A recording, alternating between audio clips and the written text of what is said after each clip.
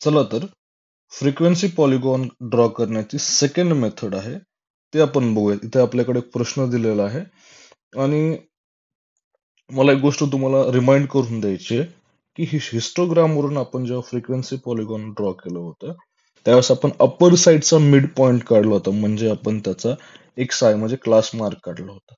तर आता आपला क्लास मार्क काढावा लागेल, टेबल बनवावा लागेल. तर चला, लेट्स गो अहेड. आता डिरेक्टली फ्रिक्वेन्सी पॉलिगॉन काढताना आपल्याला 4 कॉलमचा एक टेबल बनवावा लागेल. क्लास दिलेला असतो, क्लास मार्क आपल्याला कॅल्क्युलेट करायचा, फ्रिक्वेन्सी दिलेली असते आणि जो आपला क्लास मार्क आहे तो आपला एक्स कोऑर्डिनेट असतो इथे, एक्स वाय जर आपण केलं तर, आणि फ्रिक्वेन्सी आपलं वाय कोऑर्डिनेट असतं. आणि हे पॉइंट्स जे आहेत, कोऑर्डिनेट्स येणार आहेत, हे सगळे पॉइंट्स हे आपल्याला ग्राफवर मार्क करायचे आणि एक आपल्याला मिळेल तो आहे आपला फ्रिक्वेन्सी पॉलिगॉन. स्ट्रेट लाईननी कनेक्ट करायचे हे सगळे पॉइंट्स. दिलेल्या डेटावरून मी हा टेबल पूर्ण केलेला आहे. इथे बघा, पहिला क्लास आहे, दुसरा, तिसरा, चौथा आणि पाचवा. आणि इथे त्याचा कोऑर्डिनेट्स पॉइंट मी केलेले आहेत का, हे आहे काय, हे एक्स आहे क्लास मार्क, हे आहे फ्रिक्वेन्सी.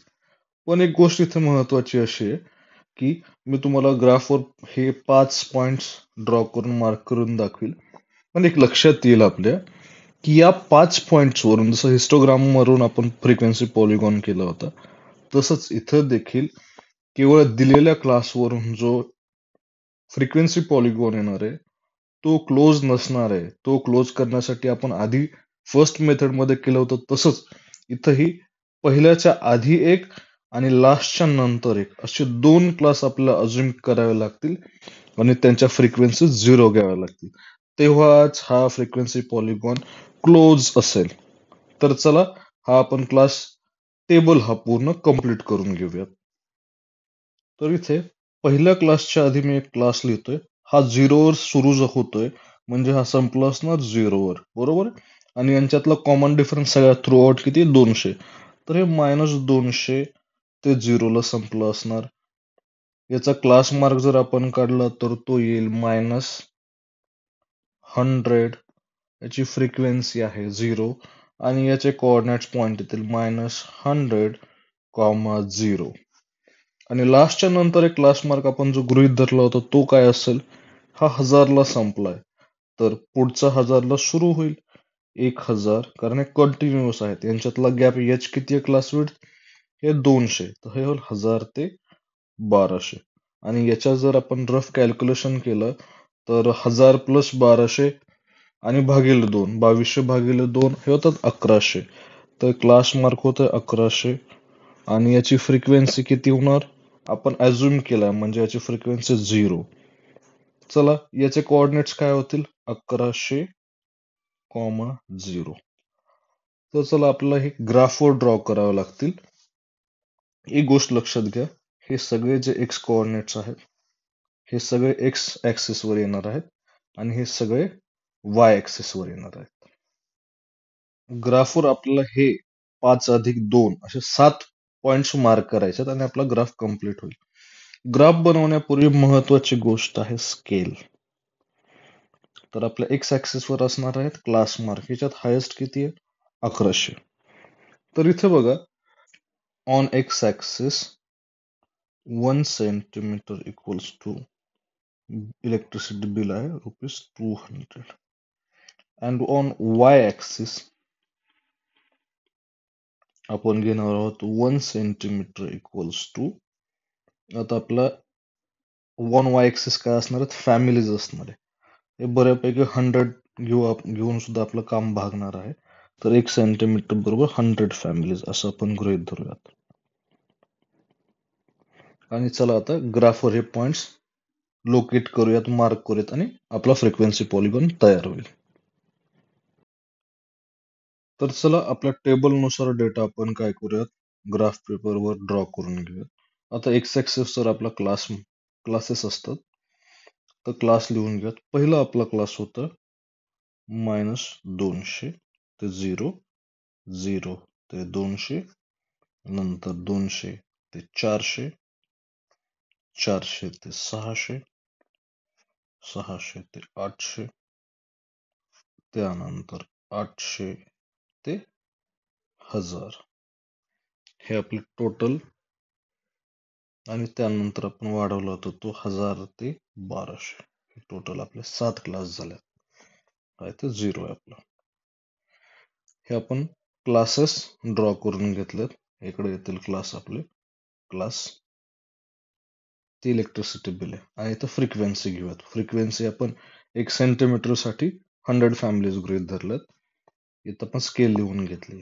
तर चला, 1 सेंटीमीटर बरोबर आहे 100 फॅमिलीज, 2 वर 200, 3 वर 300 फॅमिलीज, 4 सेंटीमीटर 400, आणि 5 ला 500. मॅक्झिमम फ्रिक्वेन्सी आपली आहे 450. तर 1, 2, 3, 4, 5 इथे माझी 450 अशी फ्रिक्वेन्सी असणार. तर चला आपण बघूयात. आणि एक 350 वाले सुद्धा आहे. हे एक डॉट म्हणजे आपलं काय असणार, 10 फॅमिलीज असणार. तर बघा, 350 साठी 1, 2, 3, 4, 5, तर इथे 350 आहे. आणि 240 वाला एक भाग आहे. त्याच्यानंतर 200 नंतर 4 लाईन्स मला काउंट करावं लागतील. 1, 2, 3, 4. तर ही माझी फ्रिक्वेन्सीज मी ड्रॉ करून घेतल्यात. चला, आता आपले पॉइंट्स आपण मार्क करून घेऊयात. पहिला पॉइंट आपला आहे, मी इथं रेड इंक करतोय मुद्दामून. पहिला पॉइंट आहे -100 to 0. तर आता इथे बघा, 1 सेंटीमीटर बरोबर 200, तर 0.5 सेंटीमीटर बरोबर असणार. तर हा इथे -100 वाला पॉइंट आहे आपला. हा पहिला पॉइंट मार्क झाला आपला.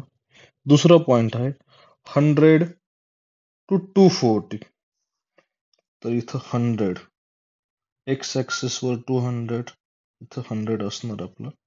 100 to 240 इथे बघूयात. हा पॉइंट मार्क करून घेऊयात आपण. पुढे त्याने विचारलंय 300 to 300. एक्स ऍक्सिस वर 300 आपलं इथं येणार आहे, आणि वाय ऍक्सिस वर आपलं 300 इथे येतं. तर आपला थर्ड पॉइंट इथे येणार आहे. सेकंड इथे, फर्स्ट आपला इथे होता. चला, आता आपण येऊयात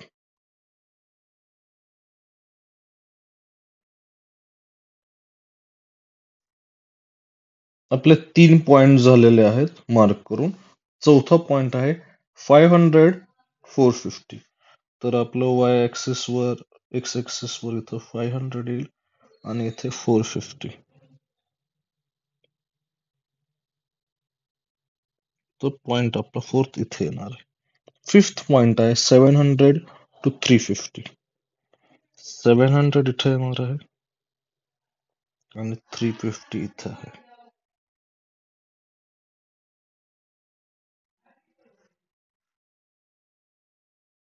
एक्स ऍक्सिस वर लागणाऱ्या सगळ्या डेटा पॉइंट्स मी इथे आधीच मार्क करून घेतल्यात. एक्स सुरुवातीचे आपली एक्स वरचं कोऑर्डिनेट होतं -100, नंतर 100, 300, 500, 700, 900, 1100. हे सगळे पॉइंट्स मी मार्क करून घेतात एक्स ऍक्सिस वर. वाय ऍक्सिस वर कोणते कोणते आहेत ते आपण नंतर आता लगेच मार्क करून घेऊया. मी वाय ऍक्सिस वर जे मला आवश्यक पॉइंट आहेत ते आधी वाय ऍक्सिस वर ड्रॉ करून घेतले. फॉर एक्झाम्पल 240 एक आहे, 300 आहे, 450 आहे, 350, 160 हे सगळे मी मार्क करून घेतले. आता आपल्याला नेमके ते पॉइंट्स, कोऑर्डिनेट पॉइंट्स ड्रॉ करायचे. मी ते फास्ट मार्क करून घेतो. हे सगळे 7च्या 7 पॉइंट्स मी मार्क करून घेतले. तुम्हाला दिसत असेल ग्राफवर. तर आता बघा, हे जे ब्ल्यूने मी इथं मार्क केलंय, ब्ल्यूने सुरुवातीने आणि शेवटचा क्लास आपण अज्युम केला होता, ते सोडून बाकीचे जे 5 क्लास आहेत त्यांचा मी काय करतो, आधी कोऑर्डिनेट पॉइंट जोडतो.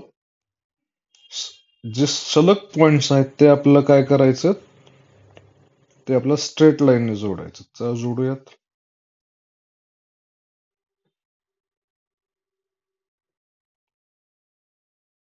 बघा, हे 5 क्लास आपल्याला दिले होते, आणि जर बघितलं तर हा आपला फ्रिक्वेन्सी पॉलिगॉन कसा राहतोय, इनकम्प्लीट राहतोय, ओपन राहतोय, क्लोज नाहीये. म्हणून आपल्याला सुरुवातीला एक क्लास आणि शेवटचा एक क्लास गृहीत धरावा लागला. चला तर हा जॉईन करून घेऊयात. हा आपला फ्रिक्वेन्सी पॉलिगॉन कम्प्लीट झालेला आहे. आणि अजून एक गोष्ट, खरं जर पाहता तुम्ही पेन्सिलने ड्रॉ करणार आहात, हा एक्स ऍक्सिस आणि वर आपण मार्क केलेले पण हा सगळा मिळून खरं तर फ्रिक्वेन्सी पॉलिगॉन असतो. तो मी तुम्हाला वेगळा करून दाखवतोच इथे. तर हा बघा, हा जो मी इथे वेगळा करून दाखवलाय, हा आपला कम्प्लीट फ्रिक्वेन्सी पॉलिगॉन आहे. अशा प्रकारे आपला फ्रिक्वेन्सी पॉलिगॉन कम्प्लीट झालेला आहे. आणि जर तुम्ही अखंड पूर्ण जर ग्राफ पेपर बघितला, तर पूर्ण पेजच्या तुलनेत हा ग्राफ फ्रिक्वेन्सी पॉलिगॉन फार छोटा झालाय. मी इथे मुद्दाम तुम्ही कॅल्क्युलेशन्स मध्ये चुकाल म्हणून स्केल अशा घेतल्यात आणि स्केल अशा घेतल्यामुळेच आपला ग्राफ छोटा झालाय. तुम्ही हे जर स्केल्स बदलल्या, चेंज केल्या, तर हा ग्राफ मोठा होऊ शकतो. बऱ्याच जणांना कॅल्क्युलेशन्सला चुका होतील म्हणून आपण ह्या छोट्या स्केल्स घेतलेल्या आहेत. इथं ऑन वाय ऍक्सिस तुम्ही 1 सेंटीमीटर इक्वल्स टू 50 फॅमिलीज घेतल्या, ते वरपर्यंत जाईल. 1 centimetre equals to on X axis तुम्ही 100 रुपीज घेतलं असतं, ते बरंच लांब गेलं असतं. तसंही तुम्ही करू शकता आणि याच्यातही काही गैर नाहीये. चालेल. I hope you might have understood this. Thank you so much. Have a good day. Bye bye. Take care.